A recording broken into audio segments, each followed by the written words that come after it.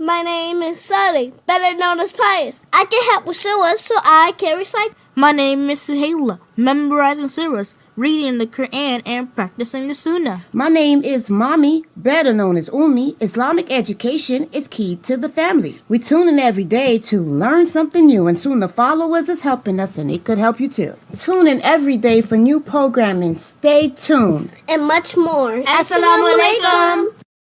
Wake up in the morning, hands and feet get wet. My Lord, get wet. Get wet, my Lord. Wet, my Lord. Wet, my Lord. Wake up in the morning, hands and feet get wet. Getting ready for our conversation, deep and in depth. Obligations are serious and need to be met. So I prepare so I won't forget. Go ahead and make a good intention. Yeah, yeah. Check it out for some good things. Yeah, make a donation to the side and go from left to make it right. Just remember and don't lose sight. Jannah is the goal. Jannah is the goal. Jannah is the goal. Hey, I got a couple questions for y'all. The first one, who is your Lord? What is your religion? Who is your prophet? Now, I know this sounds crazy, but if you're one of those people that have been trying to get information and you come across this, or even this. All right, take a listen. Assalamu alaikum. I am Sister Laila Nasheeba, the Managing Director and founder of SunnahFollowers Online Islamic University. As you know, we have classes every day beginning at 6 p.m. Eastern Standard Time. And we cover everything from Aqidah, which is your belief system, to Seerah, which are the stories of the Prophet, sallallahu alaihi wasallam, the story of the companions. Please join us every day beginning at 6 p.m. Eastern Standard Time. And we are broadcasting and streaming live on Facebook, YouTube, LinkedIn, DLive, Trovo, and Twitch. Assalamu alaikum wa rahmatullah. Alhamdulillah, it is that time again. Increase our worship and plead for forgiveness. Alhamdulillah, it is that time again. Increase our worship and plead for Need inspiration? Need to brush up on the do's and don'ts during this blessed month? Join us for Sunnah Followers Ramadan Prep and allow Ustada Laila Nasheeba to walk you through day by day through this blessed month of Ramadan. This will keep your iman tight, your ibadah right, and keep you pushing in the light. Streaming on all major platforms. Channel Sunnah Followers.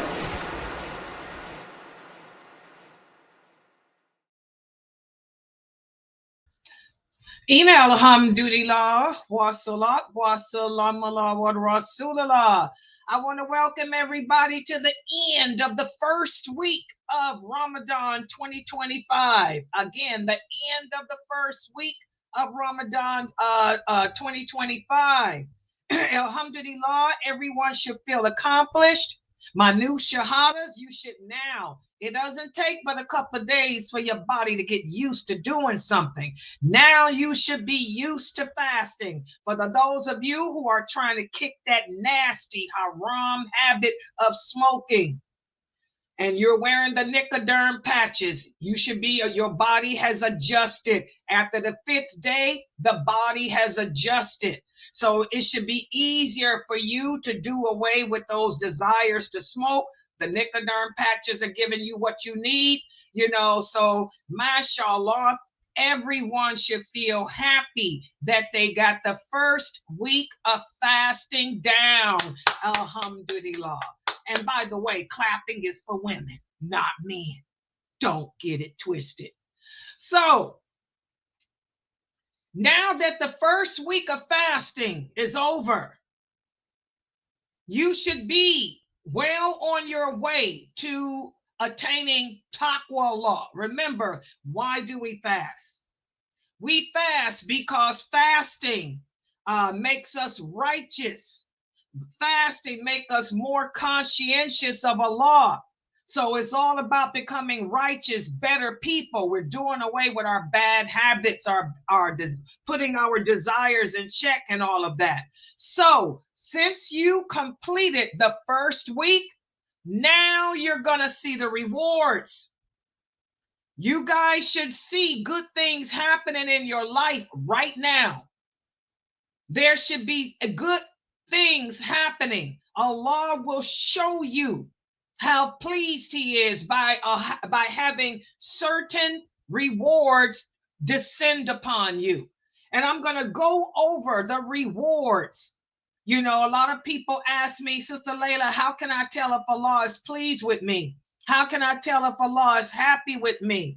Sister Laila, how can I tell if Allah has accepted my repentance? Well, there are certain signs to look for. There are certain rewards that come about as a result of being more conscientious and fearful of Allah's punishment. And I'm going to go over some of the rewards and the signs, you know, that you are making good progress in your battle against yourself.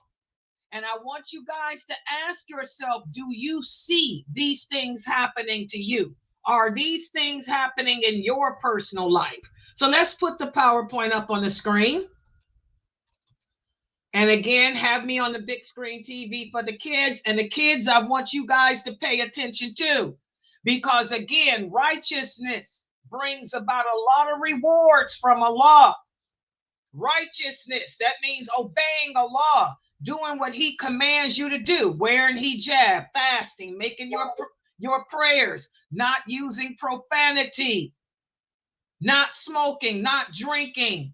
You know, obeying Allah brings about many rewards. And I want you guys to ask yourselves, do you see these rewards? Are you a recipient of these rewards? The first one, let's talk about this though. For those of you who don't have that consciousness of Allah, for those of you who do not fear Allah's punishment because of the bad things you're doing, you're going to find that your struggle here on this earth is going to be hard. Nothing you want is going to come true for you. You'll get married, but you're not going to be happily married.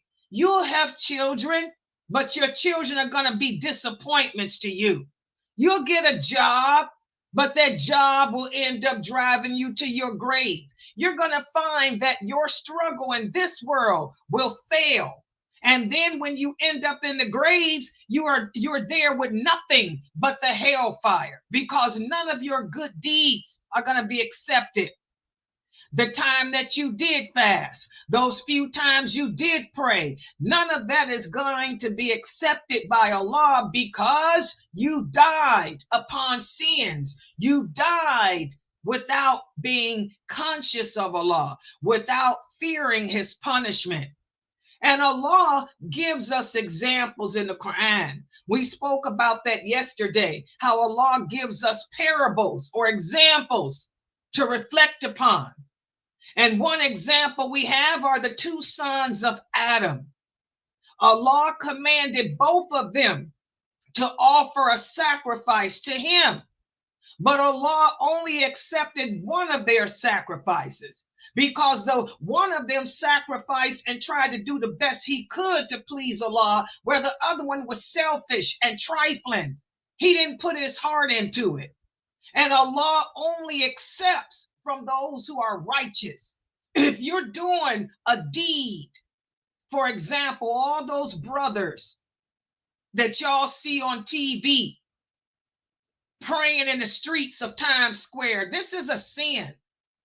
This is a sin. I've given y'all the dalil. The Prophet Muhammad said the mosque your prayers are supposed to be in the mosque. He said, not the marketplace, not the streets. because the mosques are the houses of Allah, and they're only maintained by the true believers. Those brothers y'all see sitting up on YouTube praying in the streets of the filthy streets with a television and screens blasting and music and drugs and sex and naked women, and then they got the nerve to compare what they doing to the Battle of Badr. They got the nerve with their arrogant, ignorant selves to say they're fighting like the companions did the Battle of Badr. How disgusting is that? And for the moderators, please, moderators, get to the computer and do your jobs. Okay. So, that's an example. These people think that they're doing something good and got the nerve to compare what they're doing to the companions fighting the Battle of Badr. They're going to end up, they're deluded, and they're going to end up in a bad state. None of their deeds accepted, because number one, you didn't do it for the sake of Allah. You did it for fame. And number two, you didn't do it the way Allah commanded.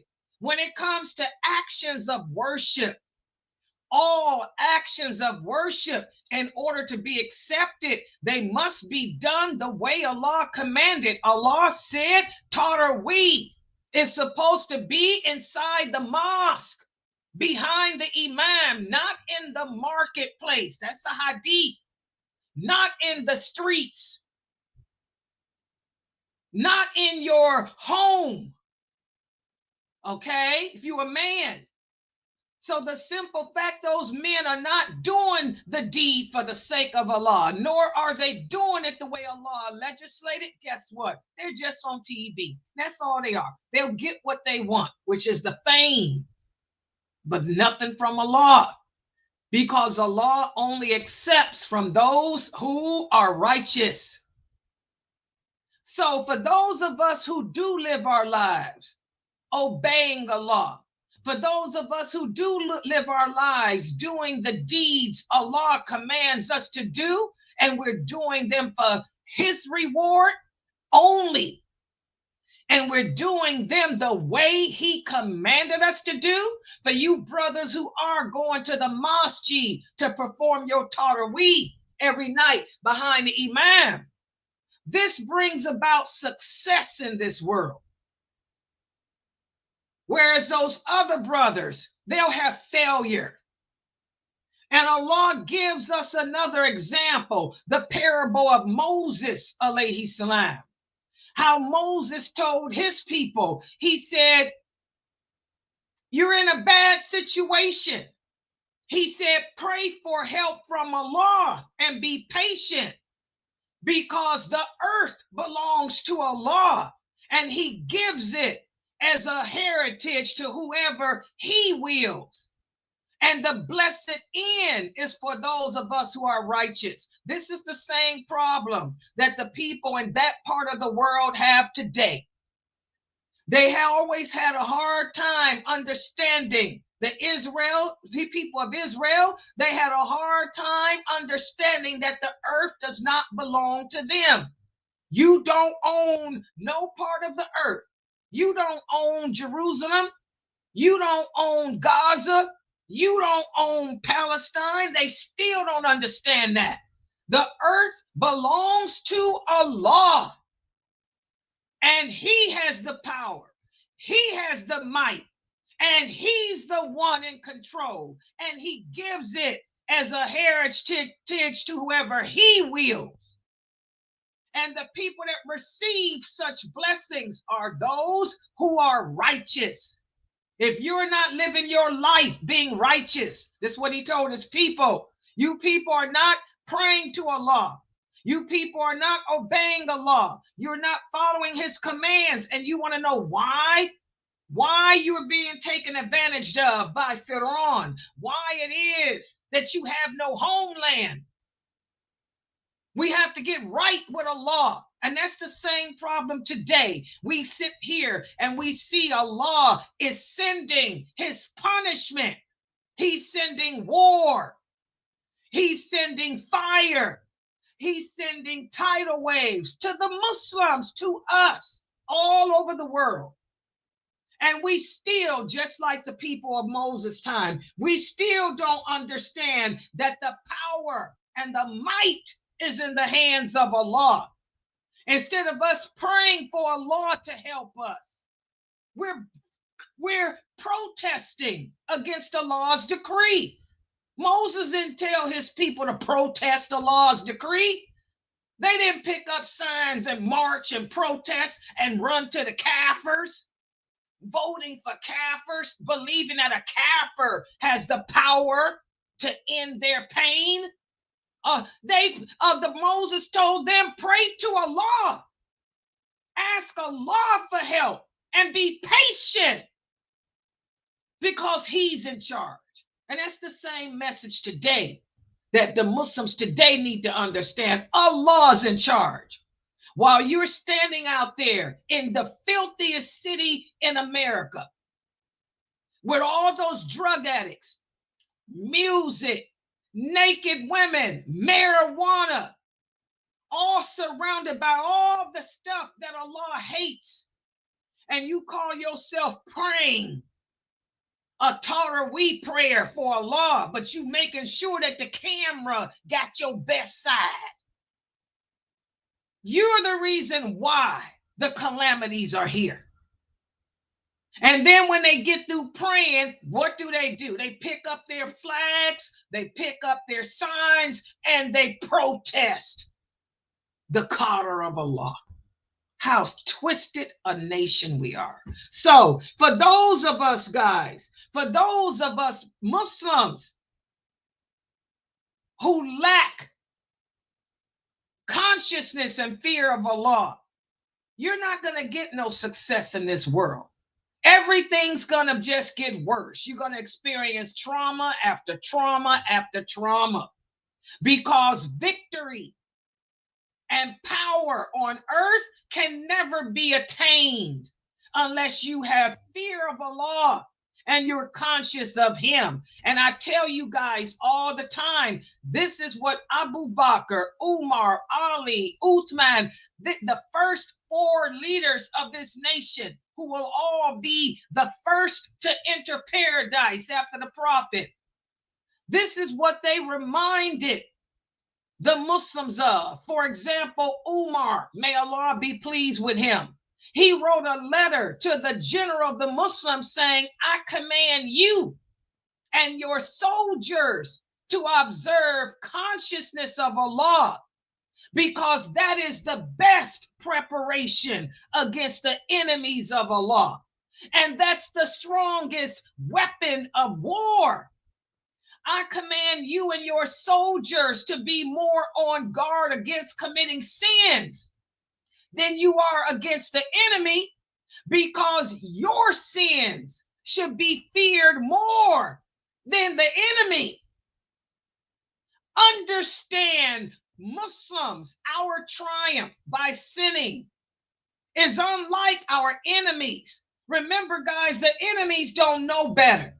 The enemies of Allah, they're ignorant. They don't believe in Him. But you claim to believe in Allah. You know better. So the sins you commit are worse than what they're doing. As Umar said, our numbers are not like the enemy's numbers, nor do we have the equipment and the preparation that they have. If we equal them in our sins, then they will prevail over us through their physical strength. The only way we can defeat them is with our piety, with our consciousness of Allah. And if we cannot defeat them with that, then we will never defeat them with our strength. That's what Umar told his army. And if Umar were living today, that's what he would say to all you twisted Muslims around the world, with your protests, with your flags, with your voting in Kafir elections for LGBTQ and women and stuff. You're never going to have victory because you have no taqwa Allah. You're committing sins. We don't protest. We don't do that. That's not the way we fight. We fight with taqwa. not with signs and flags. We don't do that. Okay? And this is why there'll be no victory. If you sitting around thinking that this war, which has been going on for years, it didn't just start. If you thinking this war won't continue to spread until it gets here to America, until it gets to the Europe or in Australia, then you're stupid. You don't know nothing. If you think that this is a war against Gaza, you don't know nothing either. This is the war against Islam. It's just spread it to Gaza. And what's happened in Gaza has already happened in Bosnia, has already happened in Kuwait, has already happened in Afghanistan, has already happened in the Sudan, has already happened in other parts of Africa. It's just that now it's a big deal because it's Gaza. Okay? We need to fall back and take the advice of Umar, radiallahu anha.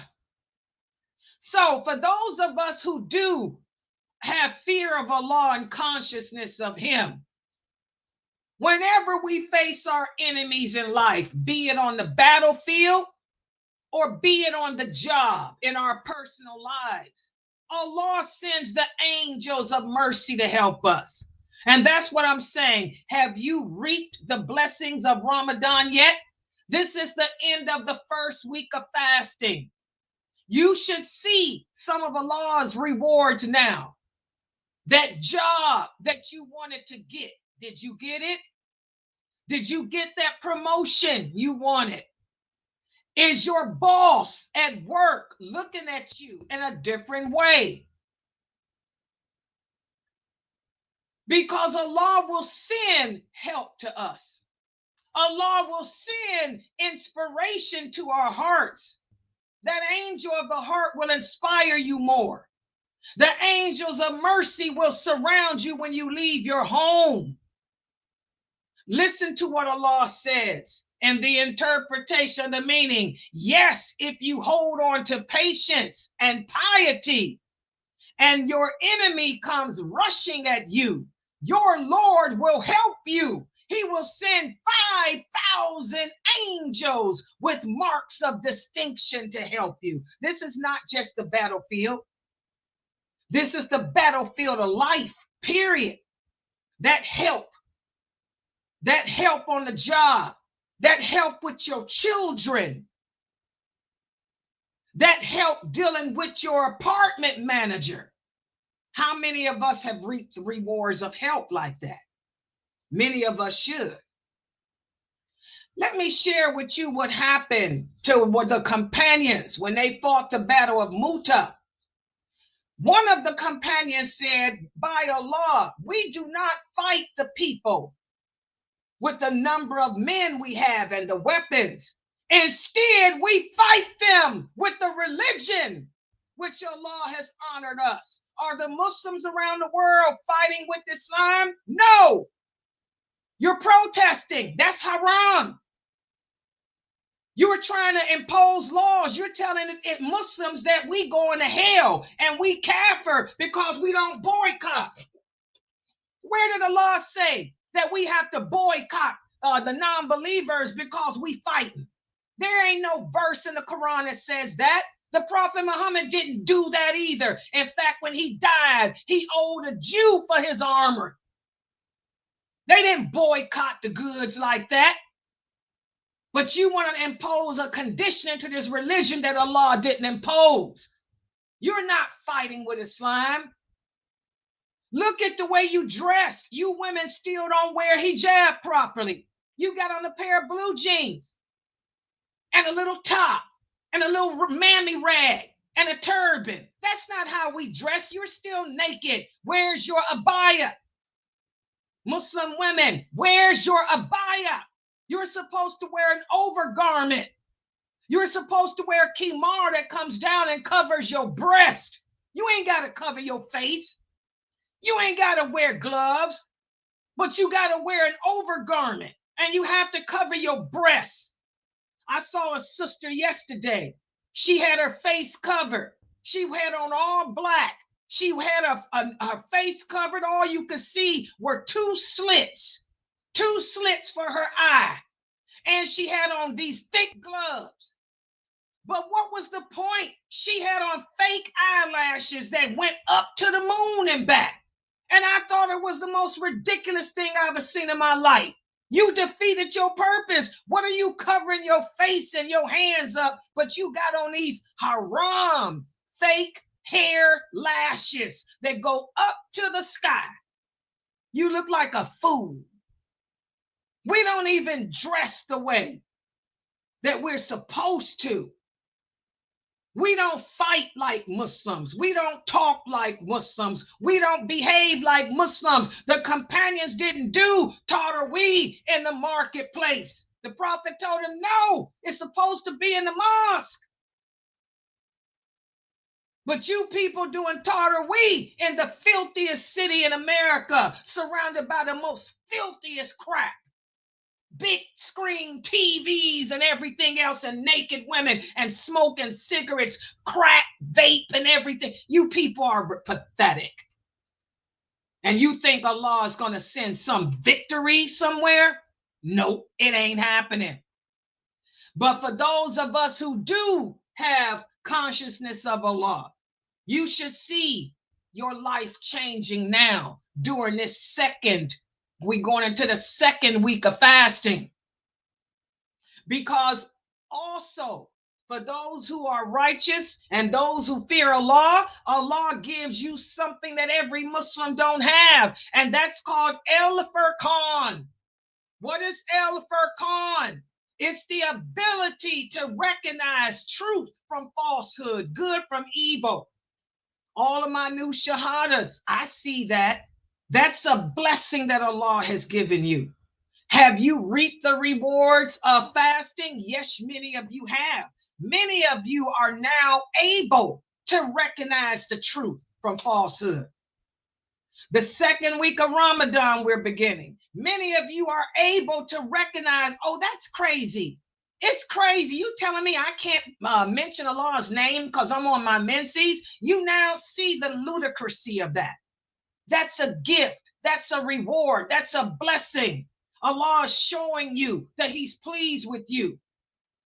Listen to what Allah says in the interpretation of the meaning. O you who believe, if you obey Allah and you fear him, he will give you the criterion to judge between right and wrong. Most Muslims don't know truth from falsehood. They think they're doing something nice, praying in the streets of the filthiest city in America. They think they're going to paradise. They've compared themselves to the companions fighting the battle of Badr. That shows they have no el-furqan.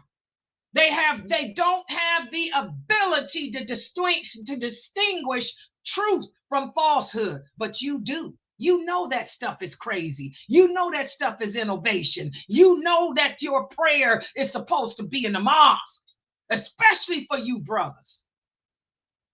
So that's a reward. That's a blessing.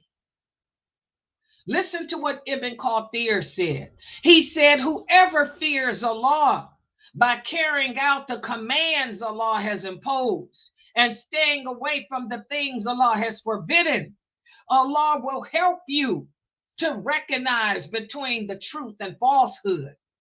And this knowledge will provide victory, safety, and relief for you in this world.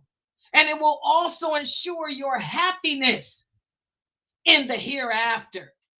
How many of us have el-furqan? I can see it in many of you. Many of you have cleaned up your Facebook pages. Many of you have changed the way you're living. That's a sign that you're reaping that reward. And also,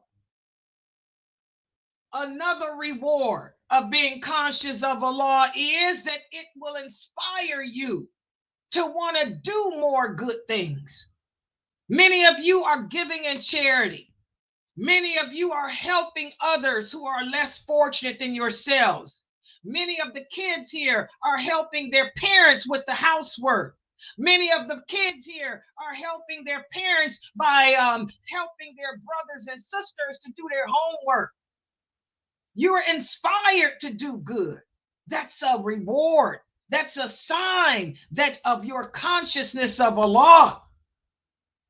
Subhanallah, subhanallah. Also, having consciousness of Allah becomes a means for you to deal with the hardships of life. A lot of the sisters here suffer with anxiety like me. How many of you now have better control? How many of you are able to do the breathing exercises that Sister Wania has been teaching us? When you find yourself getting upset during the day, you stop, you take a moment, you just breathe in and just let it out. You know, or you feel your body tensing up. How many of you do the massages, the self massages and the pats that Sister Juanita taught us? And then you're able to tackle whatever it is with dignity. Listen to what Allah says in the interpretation of the meaning. Whoever fears Allah and keeps your duty to him, Allah will make a way for you to get out from every difficulty. So you take those deep breaths and you handle the children the way they need to be handled without transgressing the limits. You take a deep breath. You handle your job. You deal with your co-workers the way you should without transgressing the limits. Again, Allah says in the interpretation of the meaning, whoever fears him and keeps his duty to him, he will make your matters easy for you. You're not finding it so hard. It's not so hard to fast now. You're not thinking about those cigarettes like you used to. You're able to deal with the children and cook and clean, and you're pregnant, and be there for your husband too. Allah will make everything easy for you. How many of you are reaping that reward? Listen to what Allah says in the interpretation of the meaning, and take provision with you for your journey. But the best provision is consciousness of me. So fear me, oh you men and women of understanding. That's the question. Most of us as Muslims are not people of understanding. Most of us as Muslims are just ignorant. We don't understand the lordship of Allah. We don't understand that Allah is the one in control and not America, not Israel. We don't understand that nothing happens good or evil unless Allah wills it. But for those of us who do understand, we can handle it. We know that Allah is not going to put a burden on any of us that's too great for us to bear. If we couldn't bear it, Allah wouldn't have sent it. So when bad things happen to us, when life throws us curveballs, when life brings about disappointments, we think about those words of Allah and we inhale, as Sister Juanita taught us, and just woof, exhale it out, and we handle it. We deal with it, knowing that we can. So again, first week of fasting is down. I want y'all to ponder your day. At nighttime, think about all the things that happened during the day and how Allah made it so you could get yourself out of all type of difficulties. You will look back and say, wow, how did I do that? I can't believe that I managed to do all that and I didn't break my fast.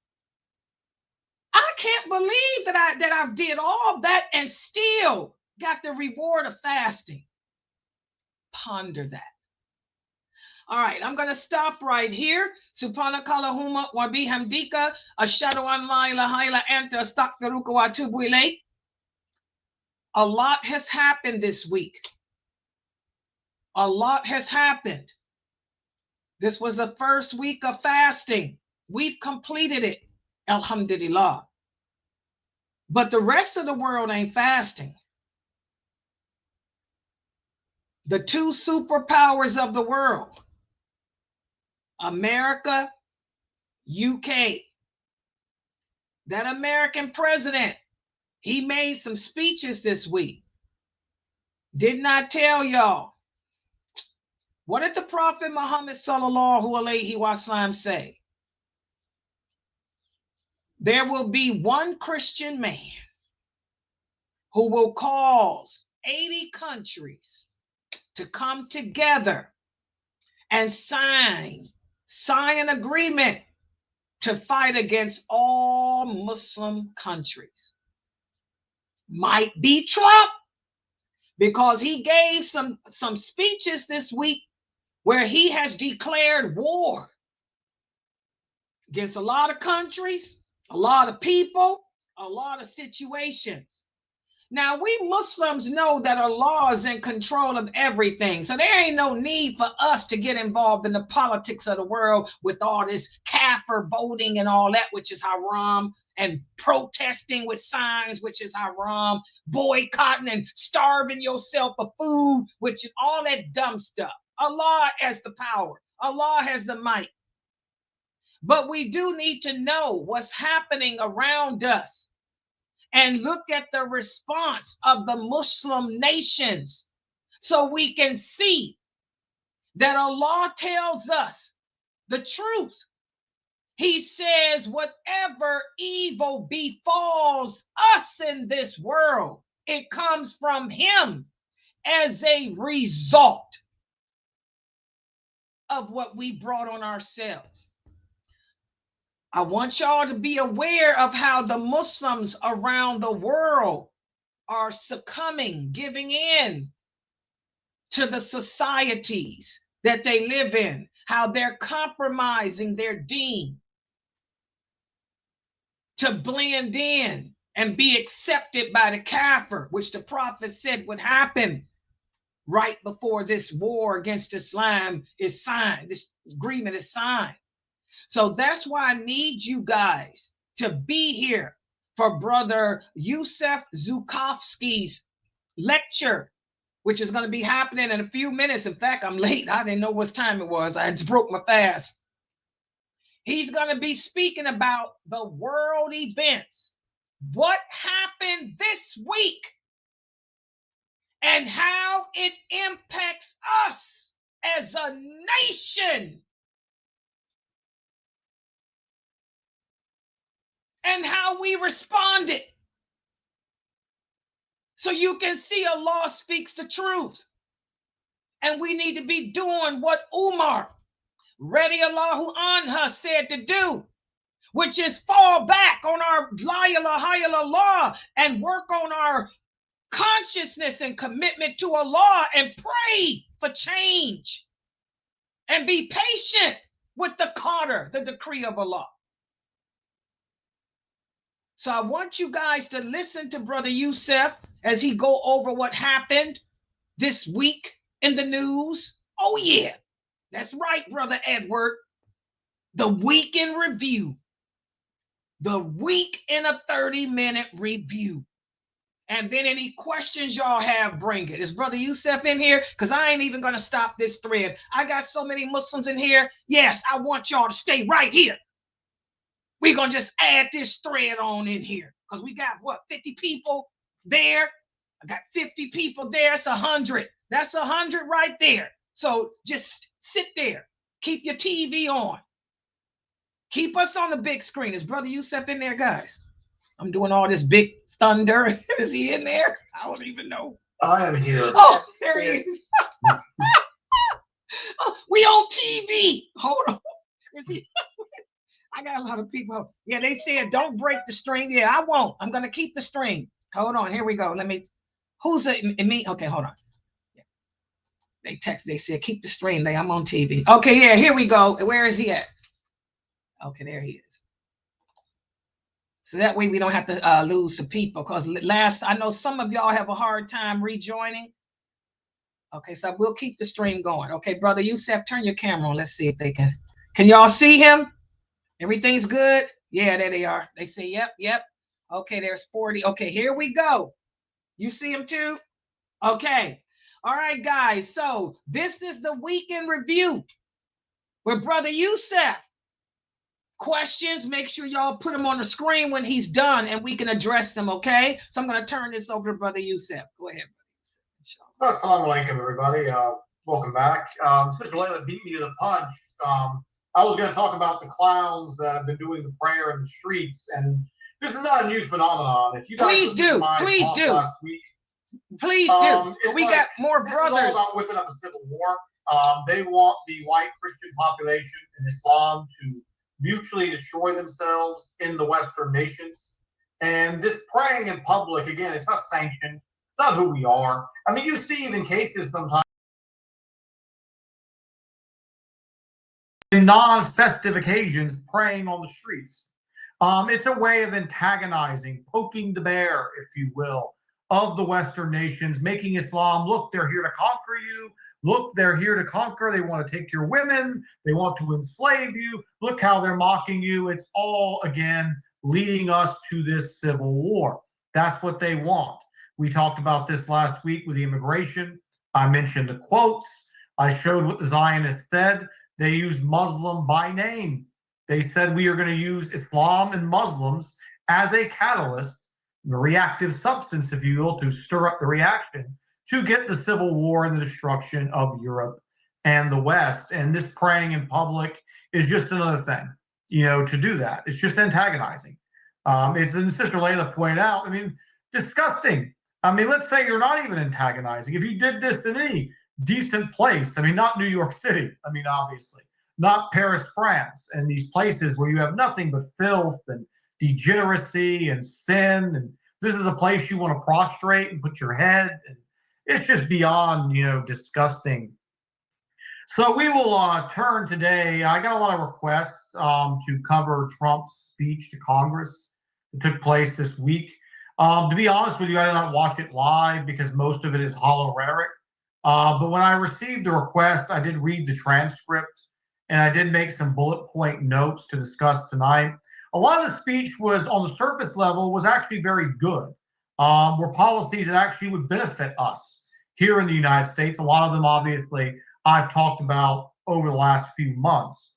We will get to the little kind of slip-ins he put in there at the end, directed toward Islam and kind of foreshadowing where we are going with the Gaza situation and ultimately their end result.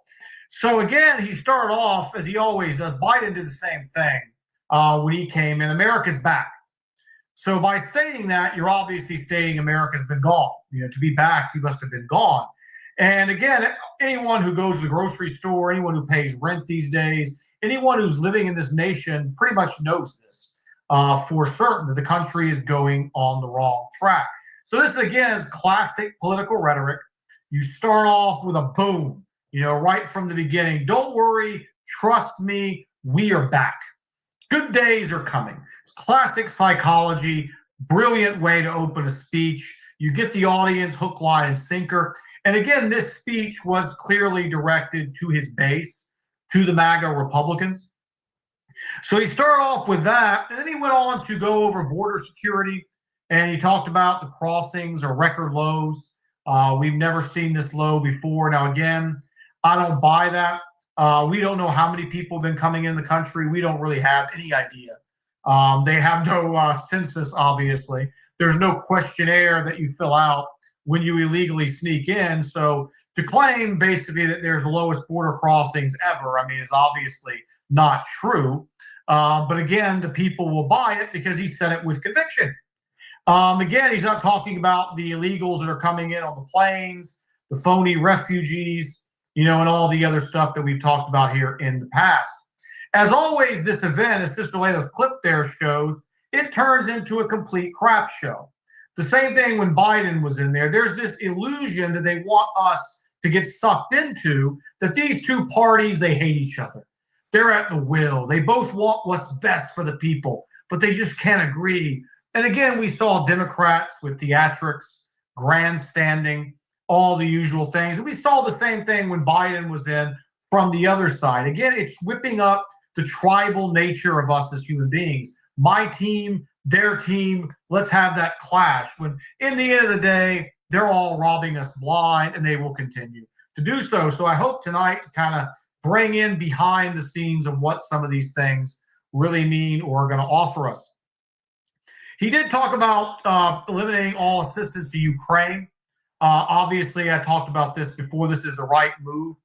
Everything about this war, we've covered details of it here and there, is highly suspicious, highly questionable, money laundering operation. We've already seen massive amounts of innocent Ukrainians forced to the front lines to die for this meaningless war.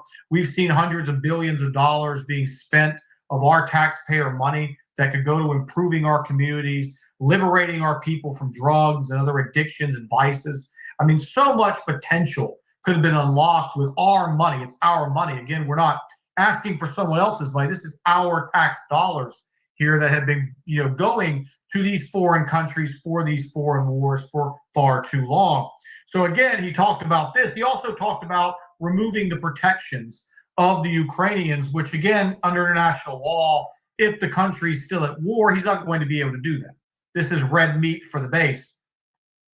He talked about the price of eggs, and this is very key because the eggs have kind of become synonymous, haven't they, with the state of this country in terms of our grocery bills. I mean, my grocery bill now has more than tripled since the COVID scam in 2019, 2020. I remember during that period of time, you get 12 eggs was 79 cents. I usually bought the 18. The 18 was like $1.30. And I even remember Ramadan in 2022, I had bought eggs for my family at $3.19 for 30. We are now seeing eggs, in amazing levels. We're talking the other day, those 30 eggs, I paid $3.19 in Ramadan in 2022. This Ramadan, those same 30 eggs are now $16.79. Last I checked, they may be higher. And this, again, is two reasons. One, obviously, is inflation, but inflation is not that much. The hidden thing here is what they're doing behind the scenes. During the Biden administration, not saying that Biden had anything to do with this is all black ops, part of the plan. Joe Biden didn't even know where he was half the time, whether he even had a coat on or not, much less was some kind of a mastermind of all these things. He was just a senile puppet that was rolled out there to take the blame. But we saw so many production facilities mysteriously burning down, catching fire. We saw 150 million chickens massacred in the last half of 2024. And what was the justification? This phony, overplayed bird flu, where they were using, guess what? The same exact phony test that they used for COVID to whip up the cases and the hysteria to justify the lockdowns. They used Carrie Mullis's PCR test.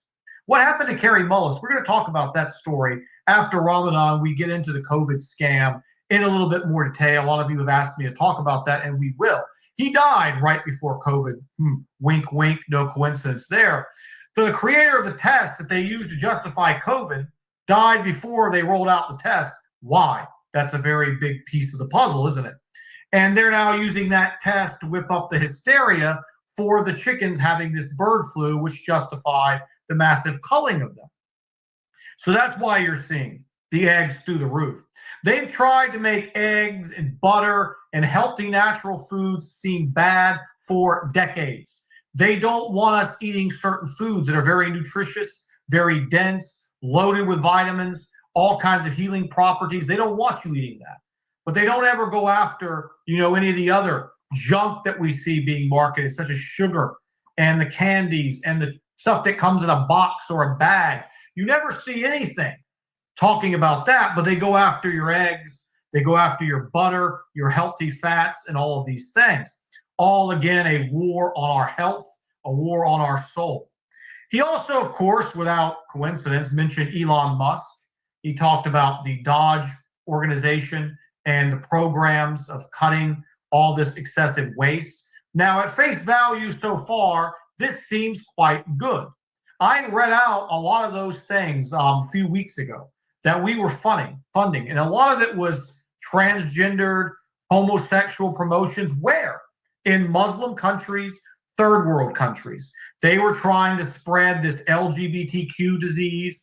We talked about what went on in Pakistan. They funded some there. In Peru, it was all over the place. In Africa as well, which he highlighted in this speech, using our tax dollars to fund and promote the LGBTQ agenda around the world, spreading the disease quite literally, here. So again, we're going to have to see where this goes. He did exaggerate the numbers.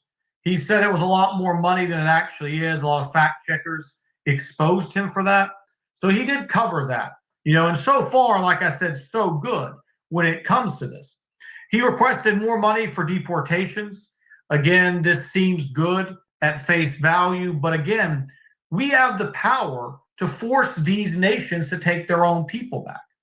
These nations receive tons, millions and billions in some cases, of foreign aid from the United States. The U.S. taxpayer should not have to have his taxes raised to support basically deportation efforts for people who never should have been allowed in here in the first place.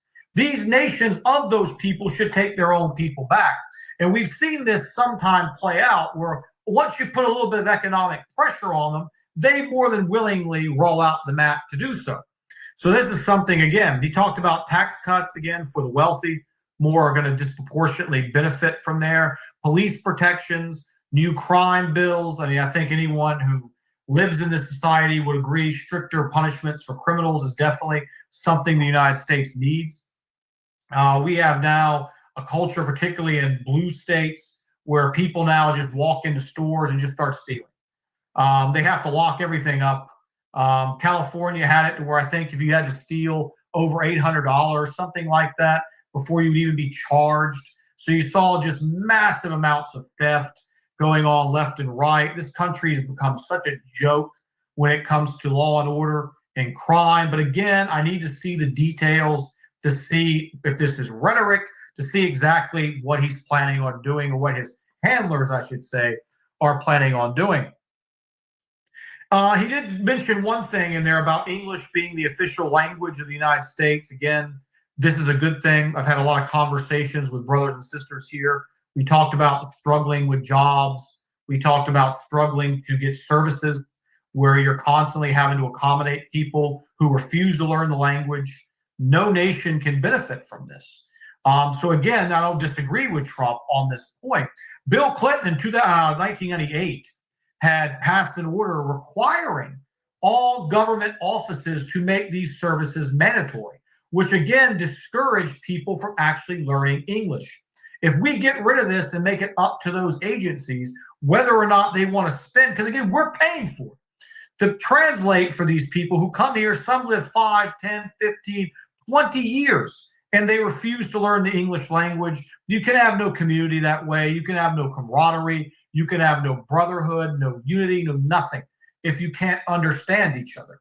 And this is a big difference that we've seen in the last 20 to 30 years. I can go now to the malls and I'll walk by and I won't hear English spoken for large sections. I hear languages, I don't even know what language they're even speaking, but those people do not speak English.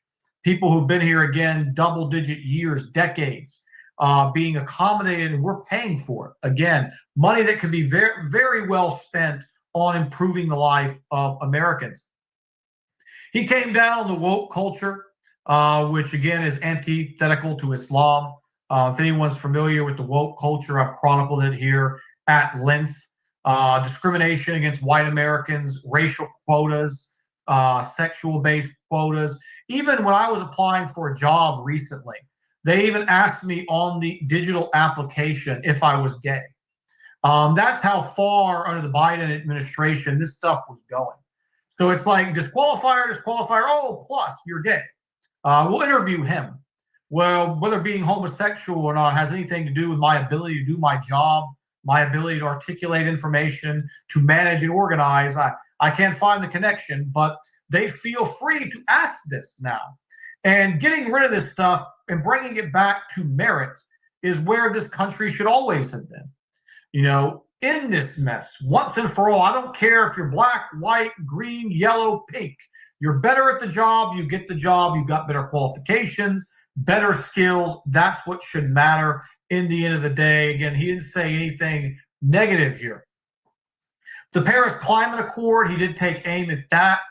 If you're familiar with my work, I've mentioned here and there over the last couple of years working on this platform off and on of what a big scam the global warming is.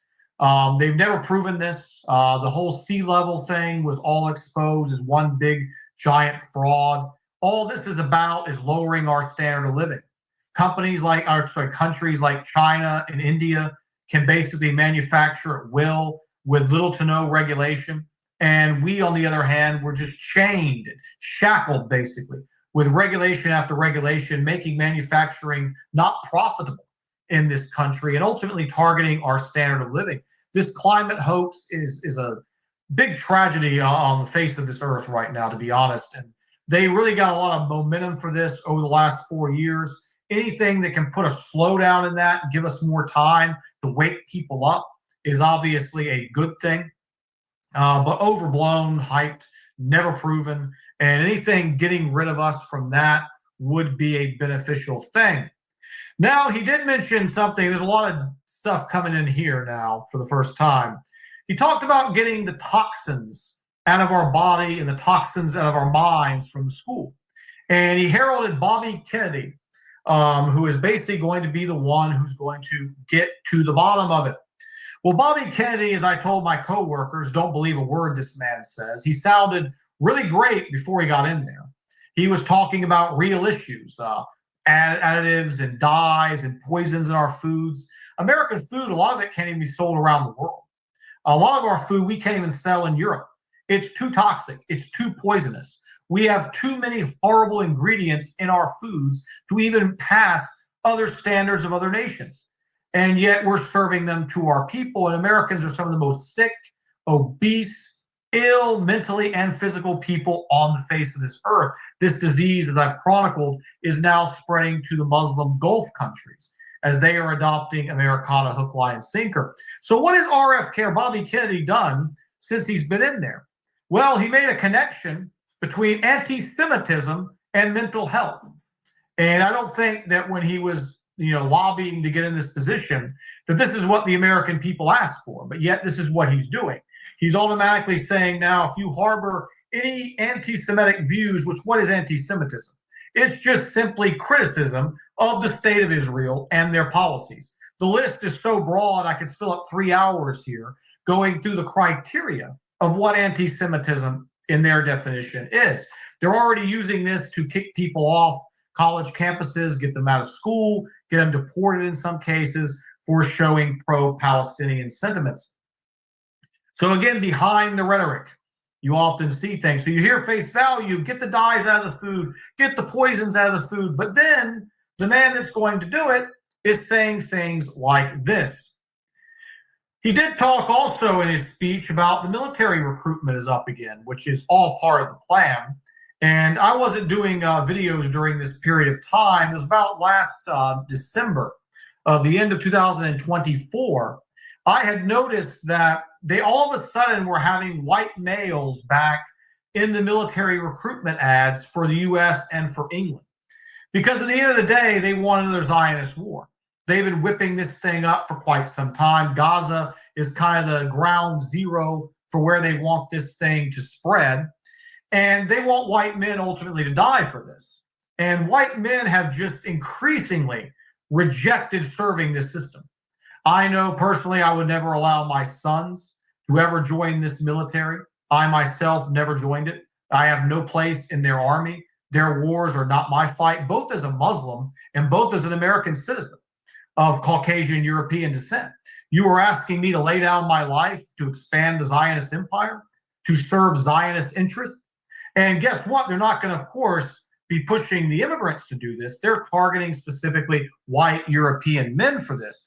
And now, because Trump is back, he's again the selling piece, the mouthpiece. America's back. It's great. It's great again. It's going to be a great, fair, and equal country. Come join our army. And you see how they're now trying to whip this up. Then he came out, and now you get to the Muslim part. He talked about Islamic terror and the Middle East. He heralded the ceasefire. Obviously, he took credit for it. I said he would do this before he even got in there. How predictable it all was. He also said later in the week when asked about Israel and the United States joint efforts in Gaza, he said, just wait and see, with kind of this kind of smirk on his face. So again, they know where they're going. They've always known where they're going. The Gaza operation, if anyone again is familiar with my work, there was not a single aspect of Islamic terror behind any of that. It's now been disclosed. It's open. You can see the information available online. The Zionists have pretty much admitted now they attacked their own people. They fired on their own people to then frame it.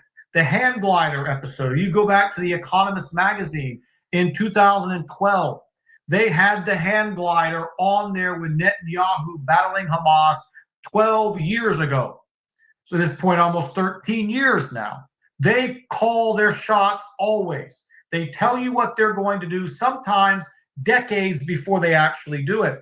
This hand glider cartoon was on the Economist magazine entitled The Road to Hell back in 2012. The hand glider footage that they showed during these October 7th attacks has been exposed also as being training drills in North African countries. One of them, I believe, was Libya. So the Zionists have pretty much admitted they fired on their own people and they tried to provoke a response. They framed it. The motto of Mossad is basically, by deception, we shall make war.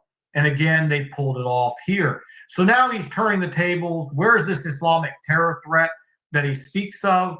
Obviously, they are going to stage their stuff as they always do and always have, because we're not seeing this massive, unified, collective Muslim response. In fact, we're seeing the opposite.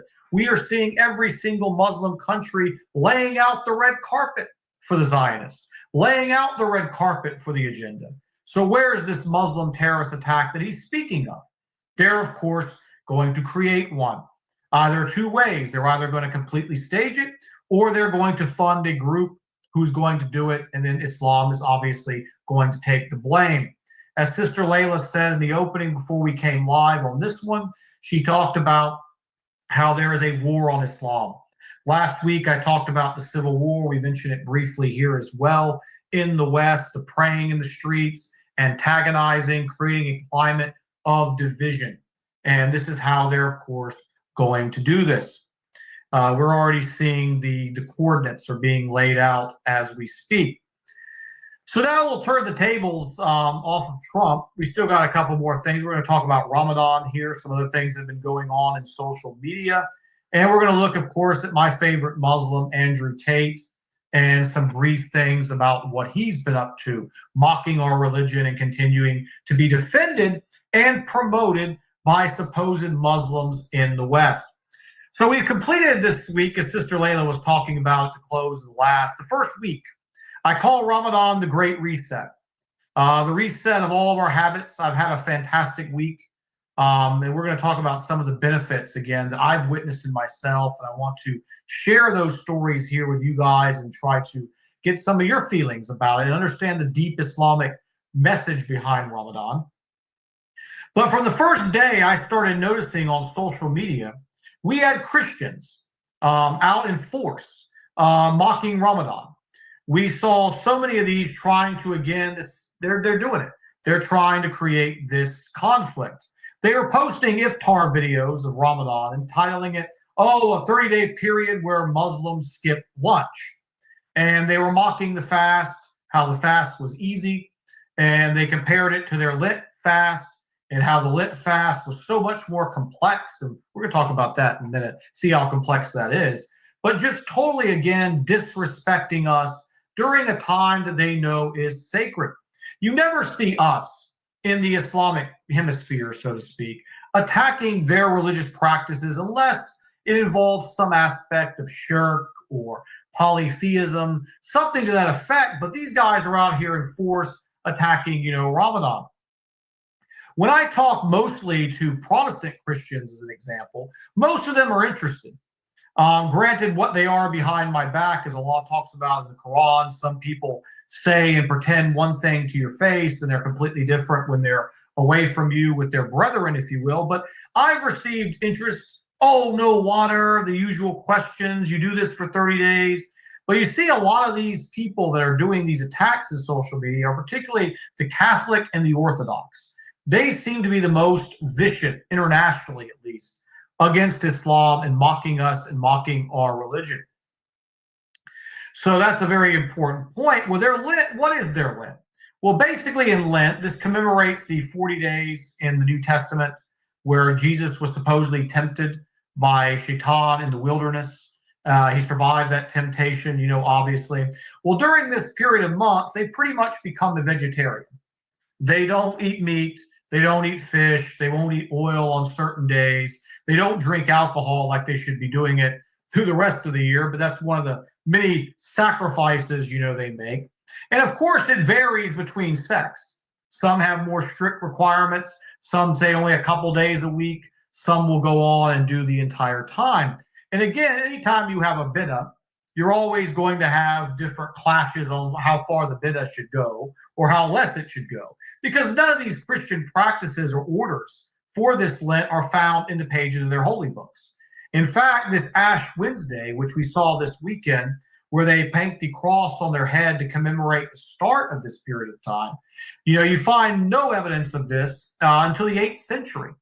So we're talking 800 plus years in the case after the death of Isa that they are now commemorating him with a new ritual. In fact, the cross is even more newer than that, using the ashes to depict the cross.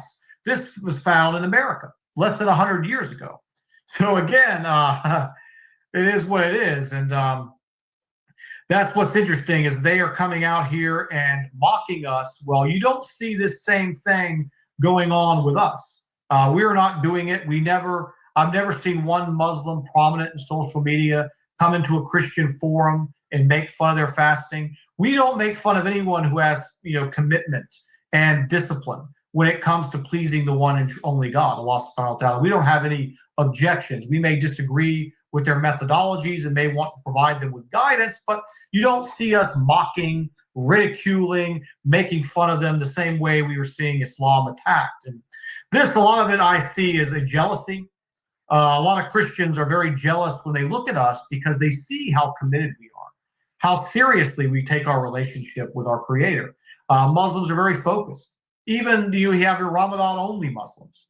You have Muslims that throughout most of the year, they're not very strict. They don't pray all the time. But then in Ramadan, they come back and they practice at least for these 30 days. And a lot of them, they carry it on. That's why I call Ramadan again the Great Reset. So they get serious during this time of year and they get that dedication back. Not only are we fasting, we're not just skipping lunch. We're going in some cases from 5 a.m. all the way to 8 p.m. We're going basically over 12-hour period, 14, 15. In some of your Northern Hemisphere countries, even longer than that. And then the brothers will go to pray Tarawih in the evening and supplicate their Creator for another hour. Our entire day is dedicated to worshiping and honoring and pleasing our Creator, and they just don't have this. The churches are empty. No one's fasting. I haven't met a Christian who's fasting in 10 years during any of these occasions. I've never met a Muslim who wasn't fasting during Ramadan. So again, it's one of those aspects that's quite interesting when you see those who are attacking us, mocking us when their entire belief is built on bid'ah. So that was something I observed. It's been going on all week. It got really a lot of traction, in social media. We were seeing this. And I just don't want any brothers and sisters to get sucked into this. It's all about inducing negativity, inducing anger. This is a month of beauty. This is a month of returning to center of our spirit and shackling off all of these desires that bind us. And so what does Ramadan mean to me, as I wanted to cover tonight, and what I gained for it? Well, firstly, we honor Ramadan, of course, because in Surah Baqarah 185, we find that this is the month where the Quran was revealed. That reason alone is enough to commemorate Allah, to commemorate the beauty of his revelation, giving us that last and final revelation and giving us that guidance. But one of the hidden gems here is that we remove the worship of the dunya, realizing that these desires are simply nothing but survival instincts that Allah gave us. And in giving into these desires at all times, we are setting ourselves up for destruction. How many times has someone here, after iftar, sat and felt to themselves, I waited my whole day for this? We learned the lesson that these desires are simply not the be-all, end-all. I have this conversation with myself almost every single time I break the fast. It is a beautiful reminder that this stuff is hollow. It means nothing. And it gets deeper, as we're going to get into here in a second. I've anticipated, I'm hungry, I'm thirsty, I can't wait to break, I can't wait to break. Then when you break, you're kind of like, really? This is what I spend my whole life craving: food, gluttony, eating, sitting down, relaxing, doing nothing productive, not having remembrance of Allah, not being active and doing good deeds and doing good works. Very, very powerful, message there. And this is a key hadith that really kind of expands upon this. When Allah's messenger said about food, he said, we learn in Sahih Bukhari, the messenger of Allah had said, a believer eats in one intestine, and the kafir or the hypocrite eats in 7. That is so powerful beyond words of the difference between a practicing Muslim and a kafir. We eat in one intestine, they eat in 7. Never in human history have we faced such a challenge. Television, billboards, magazines, websites, all encouraging us to eat, eat, eat. People now in this day and age, they eat because they are bored. They eat because they have nothing else to do. They eat for fun. Going to restaurants has become a social ritual. Every time you're driving down the street, there's billboards. You watch the television. It's advert after advert encouraging you eat, eat, eat. You want beef? Go get it. It's right there. It's available for you. I've talked, and those of you who watched me from the beginning, I talked about the history of the companions. And we went through the times of famine during the time of Umar and all the suffering that went on where food was very limited. And Umar had refused, may Allah be pleased with him, refused to eat things that were not available to his brethren. To the lowest of the low. Umar said, it's not good enough for them, it's not good enough for me. If they can't have it, I don't have it. We see in Islam, we've always been priding ourselves on restraint, on recognizing the hollowness of this dunya. And we're now seeing everything is turning, completely on its head, where a holiday, honoring our restraint from this, our evolving from this, the sense of pride that we should have when we walk around in public. When I go out in public and I'm fasting and I'm in the grocery store or I'm doing my errands and I see all the other people are giving in day after day after day to their desires, and I know that I'm fasting for the sake of Allah, I walk around with my chest up. It is a tremendous sense of pride. We are better morally, spiritually, physically. We should be the pinnacle of human health, creativity, ingenuity, and everything else that matters in life. We are the best. We are the best of people ever brought up on the face of this earth. And we should take tremendous pride, not let others shame us, try to ridicule us. And when I tell people about Ramadan, as I kind of briefly alluded to early, they often come to me with shock. Oh, I could never do that. I could never not eat when I want. I could never not drink when I want. And that really is the difference. The 7 intestines versus the 1 intestine. We consume less. We get only what we need to survive.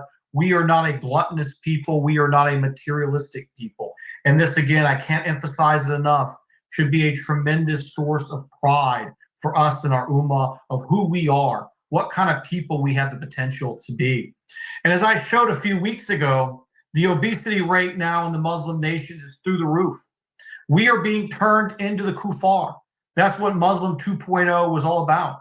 We are being tricked, in indirect ways, using our desires against us to emulate the kuffar in dress, in language, in the way we communicate, the way we behave, the activities that we enjoy, and how we live our lives.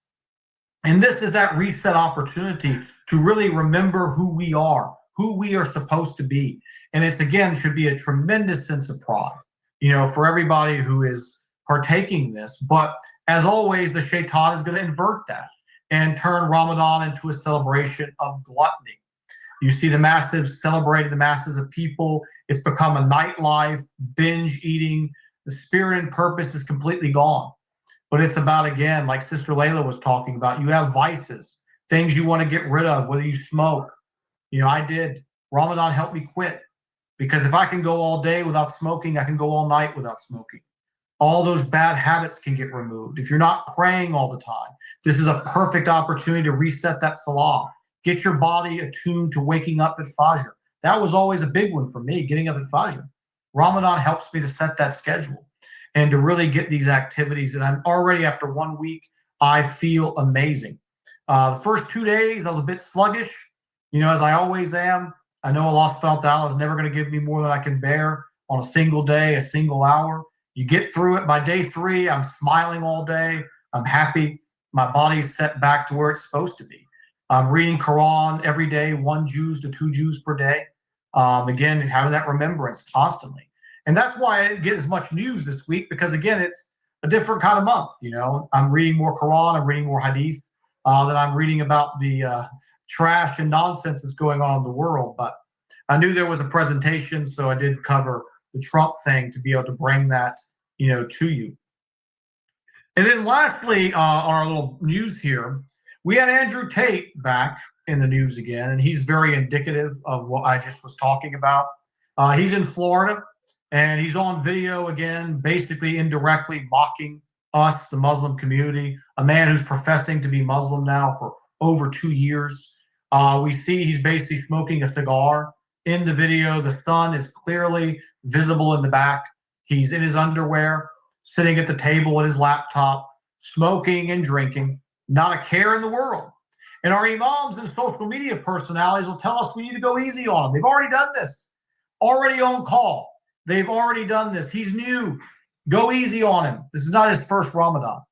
This is not his first rodeo, as the old saying goes. This man's been a Muslim supposedly now for well over 2 years. And we are still seeing this open mockery, of the deen. But again, we should give him a pass. He should basically be celebrated. We see all the Muslim community and imams down in Florida welcome this man with open arms. Another of my favorite Muslims, wink, wink, Sneeko, came out and did a video. He called us the Haram police. He said the Haram police shouldn't reach out to Andrew Tate. Because why? Andrew Tate's going to get angry, and he's going to block them. And he made it seem it was so disturbing that Islam just simply would die without Andrew Tate. Where would Islam have been for 1,400 plus years without the contributions of Andrew Tate? I mean, just really unbelievable. The level of just filth coming out of some of these people's mouths. And again, as you can hear, my voice is clear as day. Any imam, any social media personality who promotes this man is not our brother in Islam. He's not an ally. He's not anything positive to us at all. They are a traitor knowingly at this point, a fraud, an opportunist who's seeking to basically deviate us from the path of Allah by heralding this man as a hero, as someone our children should look up to. I chronicled him about 2 months ago, went into his background, showed what he's doing. And you still have these guys coming out here and endorsing him. And then Andrew Tate did a podcast also doing the rounds. And what was he doing during this week? He was praising the governments. The governments where? In the Gulf, for cracking down on extremism. And he called for a moderate Islam. And those familiar with my work, again, have heard me use that word several times over the past few months. That is a buzzword from the Rand Corporation's project, which I chronicled here. That's the end goal, Muslim 2.0, a moderate Islam. He's praising Trump. He's praising this supposed fictitious war on terror. He's saying the Gulf countries, Saudi, Qatar, Kuwait, UAE are amazing in what they have done for the Muslim Ummah by cracking down on extremism and bringing about moderate Islam. So moderate Islam is sitting in your underwear, doing a video, drinking and smoking a cigar right with a visible sun in the back during Ramadan. Being a moderate Muslim is having women, again, sitting next to you, massaging your back while you're doing videos, using every form of filthy language and pornographic language when children and teenagers are watching you. This is the moderate Islam. All you got to do is say you're Muslim, that's it.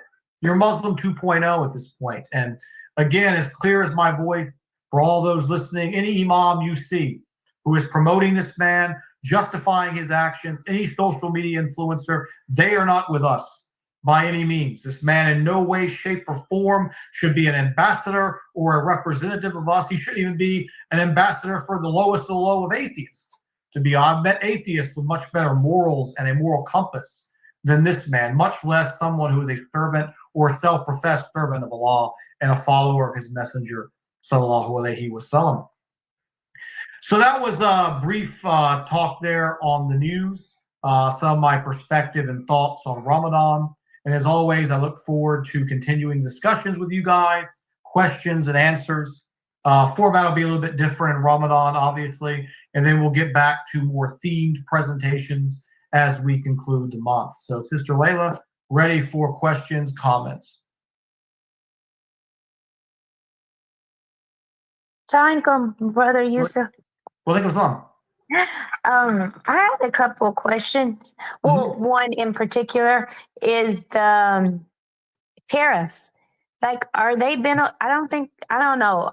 From what I'm reading and learning, it seems like it's not good for us because as like regular people who are just barely struggling and like making it, things are going to be much higher for us. Cars, food, lumber, all of these things. So what is his end game? Why does he want to pose tariffs on us if he wants to make America great? Well, that's a very, very good question. And initially, tariffs will be very bad for us. Our trade deficits are through the roof. When I was growing up as a kid, made in the USA was something that was common. I'm 46 years old, about to be 46. I'm sorry, I'm 45 currently. And I remember seeing refrigerators, microwaves, stoves, household appliances, and tools all made in the USA, including our automobiles. Since China opened up in free trade and the way these countries are able to manipulate their currency, the Chinese are able to pay for production costs at a much lower rate than we are. And it drove all of our manufacturing. These are good quality jobs. I mean, we saw entire communities decimated with the departure of the automotive industry. Americans became too demanding, asking for too much, while the third world continued to exploit people. So instead of cracking down on those practices in the third world, Americans did benefit from this free trade. So I believe initially, yes, absolutely, we are going to suffer, no question about it.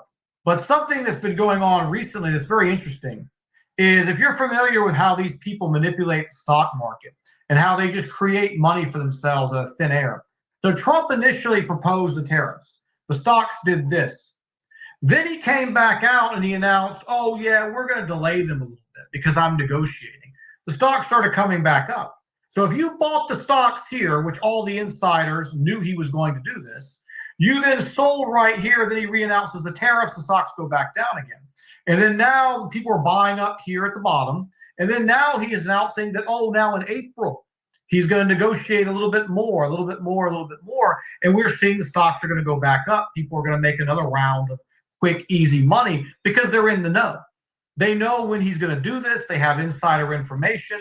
They've been doing this for decades. And this is how they get so much more wealthier than us and have the ability to buy everything.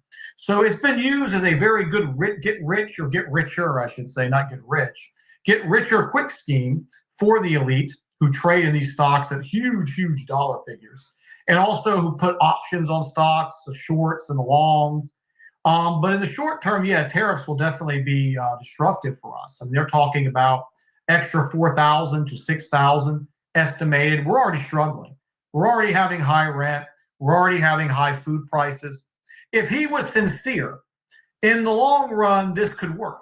It could, I mean, 2 years from now, bring a ton of jobs, career opportunities, and really revitalize a lot of dead communities. But I don't think that's what's going to happen. I think this is something to further destroy our quality of life, keep us more and more paycheck to paycheck, where we don't have the ability to mobilize and to grow and to build a solid life for ourselves. So hope I answered your questions. It could go either way.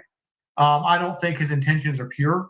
We've already seen how they've used this as a cash grab already, and it's definitely going to hurt us in the short term. Now, if they are committed to it, like I said, we could see a huge manufacturing boom. We could see the automotive industry start to return. That would be amazing opportunities for a lot of communities to really get going. I mean, people back in the 60s, 70s, and 80s, they lived and worked in these factories.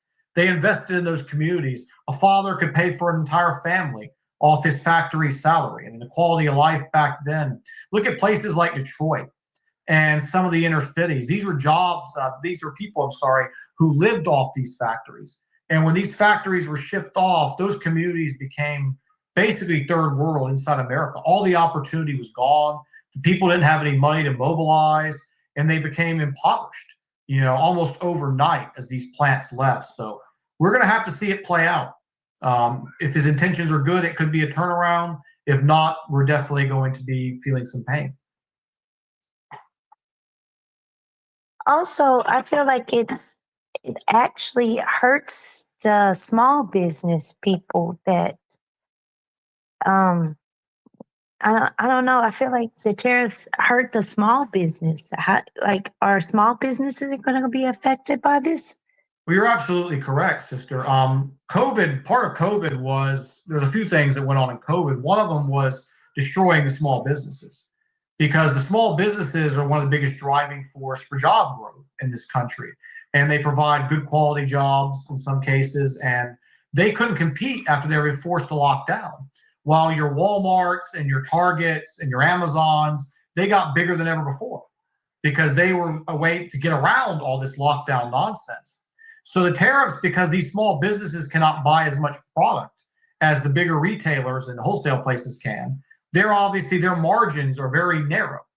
And now having these tariffs put on the goods is going to mean they're going to have to spend a lot more to buy than they did previously, which means they're going to have to charge a lot more, which means the customer is going to go where? They're going to go to Target, they're going to go to Amazon, they're going to go to Walmart because they can't pay their bills. I always try to support small businesses, but at times it becomes very difficult to do that. When I'm struggling paying bills, when I have a very high-level job, it's just because everything is so expensive now. So we have the choices of our family. We have to go to the Walmarts and the Krogers and all the big conglomerates and continue.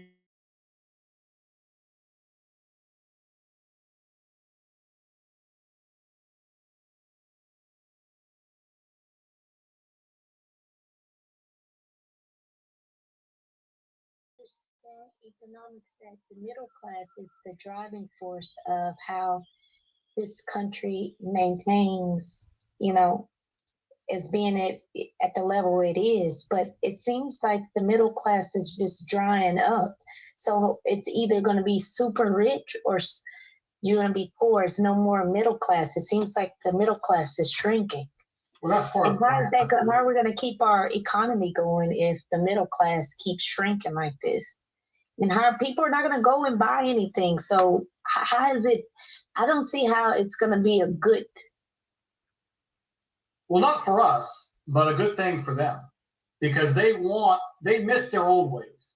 For temporary in history, there was a middle class didn't exist, a couple hundred years ago. You had basically, especially in, old medieval Europe, you had your lords, your nobles, your royalty, and then you had everybody else on the bottom. There wasn't really any way of being in the middle. And they lost all of that. And they didn't like that too much. And they want to return things to the good old days for them, where they simply control all of the wealth. And we are basically here at the bottom, pretty much like slavery. As I talked about slavery a couple of weeks ago, and I talked about how these same elites who ran the slave plantations, the horrible conditions there, are the same elite now who are just running the corporations and running the companies. They don't like to pay for work. They want us to pay. And what is a slave? He goes to work all day, no choice. At the end of the day, he has nothing. What are they trying to do to us? You go to work all day, you slave, you work. At the end of the day, you have nothing. Minus the barbarity and the treatment that went on in slavery, it's almost the same. Paycheck to paycheck means you have nothing. You are just working to pay your bills to keep a roof over your head. And electricity keeps going up. They just raised our rates here. It's an extra $40 now a month. You already see people in some parts where they can't keep their lights on all day So they have privatized the light bills, right? Oh, yeah, absolutely. And when Syria, all these people were celebrating, oh, mashallah, Syria, mashallah. Watch what's going to happen to Syria. Everything's going to be privatized. That's the first thing they do, is they get you in debt, and then after you're in debt, you have to sell the public resources to them to get out of the debt, or you pledge it to them. So what they do is they go and they take over your water, they take over your utilities, and then all that stuff is in private hands. You know, you look in the United States, we have more oil than most countries in the world, but do the American people benefit from it? Absolutely not. Shell, Exxon, all BP, all those companies benefit from it. And we don't even control our own resources. It's all been bought and sold. And when you have things in private hands, the profit motive is there. So it's always, how can we bleed the customer for more and more until we reach the threshold where we can't bleed them anymore. And we're going to reach that point, unfortunately. And you're going to see it in Syria as well. They're going to buy up everything in Syria. It's going to be privatized. And once you have that, you have no control over your destiny. You know, you are controlled by outside forces. They will then direct your policy on religion, on the quality of life, on everything, because they are your masters and owners at that point. So they basically going to squeeze us dry to every drip, and then they'll probably introduce something, a new currency then. Well, they definitely want digital blockchain, some type of form of that digital universal currency. We're already seeing that now. And as I've talked about before, when they implement a change to you, it's always going to be presented as a savior. It's going to be a change that you're going to love. You're going to welcome it. It's going to give you relief. Well, it's going to be amazing. You know, the dollar is not worth anything anymore. Here's a new one now. And understanding the banking system in the world, there was a thing, every country in the world is in, I can't remember how many trillions of dollars it was. It was just massive debt. And I wish somebody would ask one question. Who are they in debt to? If every nation on this earth has more debt than they have GDP, who are the people that are loaning them that money? How do they have more than the GDPs of all the nations combined as bankers? Well, the answer to that question is the fraud of paper money. The Zionists had the best defense technique, or you say self-preservation strategy in human history, the paper money scam. Because these guys have the power to print as much money as they want and then loan it to the government, take that money back plus the interest, which further enslaves the people and takes away the purchasing power. The United States dollar now is worth 9 cents of what it was in 1913 when the Federal Reserve came out. They've manipulated our currency in this country for over 100 years now. They've done it globally for over 100, even more than that, in places like England and in Europe. And where did they get the money from? The question is all fraud. They never had it. They are allowed at a bank, if you deposit $1,000 with fractional reserve lending, they can then basically loan out 10,000 off the 1,000. Where did the 9,000 come from? If you or I tried that, obviously, basically, we would go to jail for fraud. But they do it. It's called good banking. It's fractional reserve lending. And it's something in Islam, too, known as riba, you know, obviously. And Allah subhanahu wa ta'ala, obviously, is the maker, the eternal, the all-knowing. He knew, you know, what humanity was capable of. Obviously, he made us. Allah subhanahu wa ta'ala has the ability to see the past, present, future simultaneously. He knew, and this is why riba, again, our religion more than the other, was always emphasized as something to stay away from. Because this is what happens when you have riba. These guys have used this to literally buy up every single thing on this planet. You look at BlackRock now. Trump talked about them and how they bought up the Panama Canal.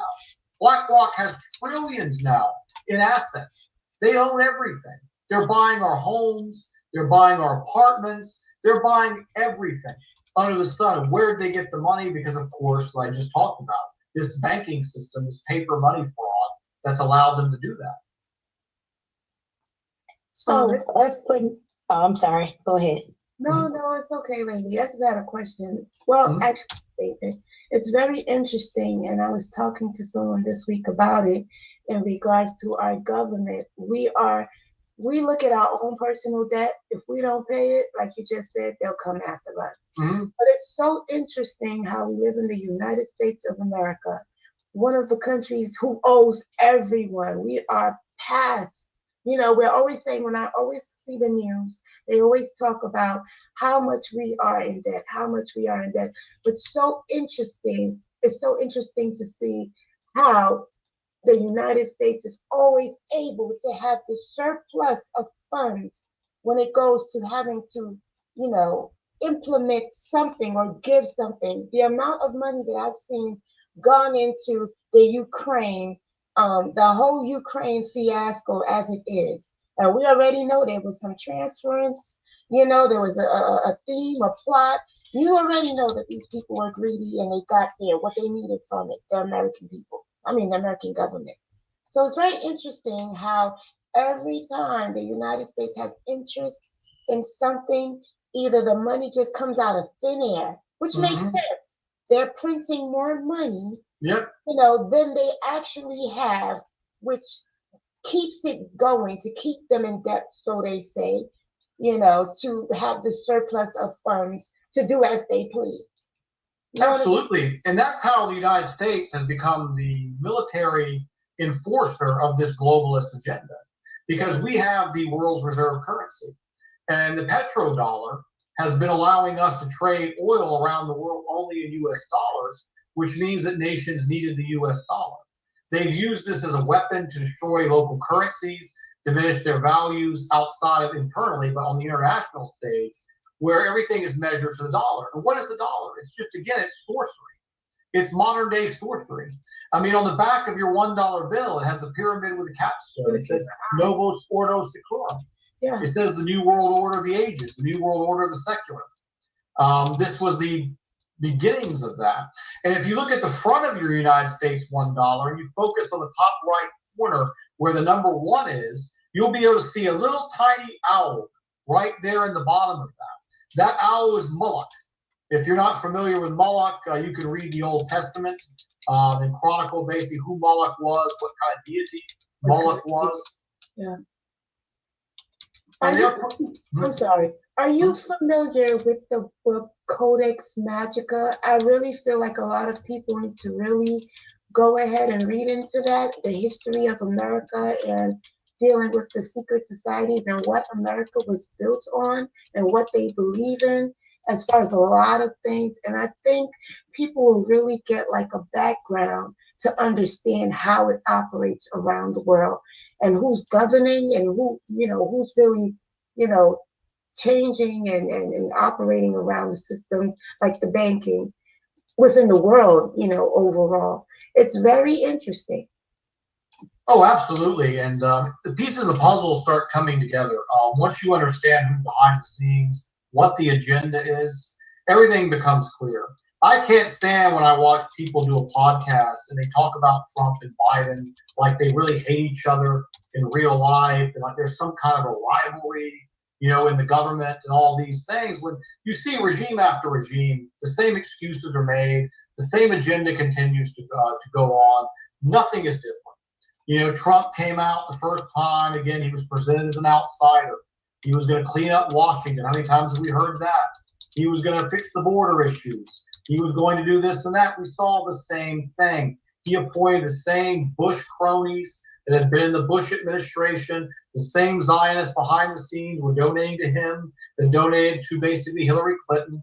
At the end of the day, it's the same game. I mean, it's the same people, no matter who the face is. It's the cameraman. It's the actor. And another thing to point out also that's very interesting when you look into the family background, a lot of these people are related. Even though they come into the presidency or into the, how could I say this? Just the government. We don't know. We don't know. You know, they come in with a face like, I know everybody was like Obama, Obama, Obama. And then when we go into the history in the background, we don't understand how this president is related to this president. So, I mean, when you look at it, you know, Allah is the one that sets the stage for everything. But these people that are appointed, they know what scene they're trying to set for the next presidency and for the next 4 years. So nothing becomes surprising anymore. Absolutely. Barack Obama was really heralded because he was half African American as being the ultimate outsider. And then when you look at the background of who his mother was, from his mother's father was connected to FBI and CIA. We saw everything about Obama's life was crafted from his famous black preacher voice that he spoke with. They developed that over time.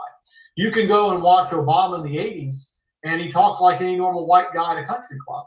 But when he started running in Chicago, all of a sudden he started developing that quintessential kind of black preacher voice you'd see in the South. Same way that he communicates to this day. His father, the whole fraud of the Kenyan, his father was a man by the name of Frank Marshall Davis. He was a communist. If you look up Frank Marshall Davis, you can clearly see that that's Barack Obama's father. He was also connected to these people as well. So you see on one hand, oh, here's an African-American coming up. He wasn't supposed to win. He wasn't supposed to succeed. And you see it's the same exact people. When George Bush ran against John Kerry, both of them were bonesmen. Both of them came from the Skull and Bones Society. You know, either way, whoever won, you had a bonesman in the White House. Trump's always doing his Masonic hand signals. He went to Jesuit Fordham University. You know, the Clintons, you know, Bill Clinton's father is a mystery. A lot of people have speculated with good evidence that, in fact, he is a descendant of the Rockefellers, and that's how he was able to get up so quickly, how he got all these scholarships to go to these top universities when he didn't have any, you know, money from his family. Every U.S. president has been connected by bloodline to each other. We see this in the music industry also as well. Maybe in the future I'll chronicle the 1960s counterculture, sex, drugs, and rock and roll movement, and we can see all of those bands that brought about that change. All of them were connected through blood to U.S. presidents, politicians, and military intelligence. So on the camera, they had the long hair, they had the beard, they were singing about drugs and all these things. And you look at their backgrounds, it's something quite different. One of the famous ones in that was the singer Jim Morrison, who was one of the bigger anti-Vietnam figures in the 1960s and 70s. Jim Morrison on camera was a drug addict. He was a rock and roll, sex, drugs, and rock and roll guy, anti-war. Behind the scenes, his producer was a Rothschild. You know, his father was an admiral who got the United States in the Vietnam War. He was the admiral who faked the attack known as the Gulf of Tonkin. So here you see an admiral, his son is out here with long hair performing for the youth, telling them to do drugs and live this promiscuous lifestyle. All the while, he's connected to military intelligence. So you see it all over the spectrum. Nothing is by chance. When someone is famous or they have a platform, you dig in a little bit deep, you're going to find it. You're going to find the same exact thing you do with our politicians. We have a question here from the YouTube. One of the sisters says, Trump keeps talking about Fort Worth, Texas gold. Do you think he's going to use that gold for the government or for the rich? Well, that's the thing with Fort Knox she's referring to there. Many people have speculated for years that Fort Knox is empty, that we don't have any gold there. Fort Knox hasn't been audited. I can't give you the exact figure here, but it's quite some time that we've seen no audit in Fort Knox. So no one knows if there's even any gold there. Because after Richard Nixon took us off the gold standard back in the 1970s, we've seen basically no audit of Fort Knox. We have no clue how much gold is there. They probably have already looted it, like they've looted everything else in this country, and now they're just liquidating the assets, selling them off to the highest bidder. So time will tell. But it's probably going to be uncovered that there's not what they think is there, needless to say. Alhamdulillah, mashallah. This was a very, very, very informative week in review. And I love the way that you hit on everything and how it affects us as an ummah. And mashallah, guys, we had a lot of people here. That's why I'm glad I kept the stream. A lot of nice comments. This is what we need to hear. I just want to let you know that we really appreciate you coming here doing this, Brother Yusuf. You're making a great impact in a lot of the Muslims' lives here, especially those of us who are older. You know, a lot of the kids, you know, need to get with it. You know, each generation is further away from the truth, and each generation becomes more simple-minded. You know, but well, actually, I had a Christian, you know, a few years ago. He was talking about, he didn't know I was Muslim because I didn't have the beard at the time. I was still clean shaven, baby face and everything. And he's like, "Oh, them damn Muslims! They want to bring that Sharia, you know, in here." And I went and I read some Sharia to him, and I said, "You know what riba is?" And I told him what riba is, and I was like, "Do you have a problem with that?" He said, "Yeah, that's horrible. That's what our government's doing." I said, "Do you know that Islam has a prohibition on Sharia?" And he's like, "No." And I had no clue. You know what? So I started going down the line in a lot of Sharia practices, and he ended up being dumbfounded in the end, like, "Hey, wait a minute.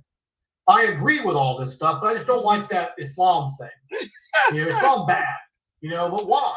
Let's explore. You know, let's find out, what do you find wrong, you know, here? You know, is it basically, the hand off the thief was another one.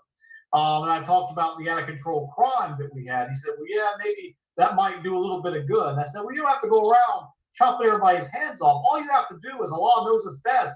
Tell them. Yes. That's it. That's it. It's just there. That's all that matters. I know I'm not going to swipe a pack of gum if I'm going to lose my right hand. You know, absolutely not." And I tried to explain the psychology of the Sharia. And again, he agreed, but he just couldn't make the jump, because all of his life he's been told that Islam is bad, Right. it's anti-Jesus, and all these things. But the riba, one of the big things we focused on tonight is this is one of the most clear examples of why riba is haram. Because I see a lot, even from our community, a lot of Muslims try to pretend like haram things are good. Right. And that Allah is doing this to make us suffer, to earn paradise. No, haram things are bad. They're bad and dirty. Yeah, exactly. They're not good even in a pleasurable sense. Right. They may initially, the illusion, but after the hangover comes in, you see the destruction. Right. There's nothing haram that's good, you know. Exactly. Exactly. Well, I want to thank everybody for joining, for coming out and staying here. And one of the brothers here is telling me that what happened is last week, what it did happen, because he said I didn't know that the brother came. He said he was waiting in the other stream, and I think what I'm gonna do is what I'll do, because there was so many people in here, it was ridiculous. I'm gonna, on his days, because he comes so quick. I mean, I'm usually talking, you know, everybody else. Yeah. What I'll do is keep the stream going on Thursday, so that way you guys won't miss it. Plus, I forgot that I'm logged in with you on your Zoom too, brother, at work. So I'll just keep the stream. It'll be me and him, because we're right after each other. Like on Fridays, I'll just keep it like this as one stream. That's what you brothers want, because that's how I had to do Mukhtar before too. Because y'all were missing. Yeah, okay. Yeah, that's what I'll do. That way, because everybody said they was looking for your stream. So that's probably why you didn't get no views on the stream, because they thought that I was going to stay in that stream. Streaming is crazy. But what I'll do is I had to do that with Mukhtar streams too. I'll combine us together, keep it like that. I'll do an intro to go into them and bring them in. Yeah. Okay. And next week, as we talked about on Thursday, is going to be a clock change next week. Oh yeah, that's right. So 7:30 will be iftar time on the East Coast for me and for everyone else who lives on the East. So how did we say this back? We said we would do it at 8, right? 8. How did you? 8:30? Yeah, we could do 8:30. It's 8:30 to 9:15, right? Oh, you said you go live at 9:30, right? Yeah, I do my Q&A is at 9:30. So we could do. So we could start. 8:15, 8:20. That way would be a break in there. That's right. That's right. Okay. So 8:30.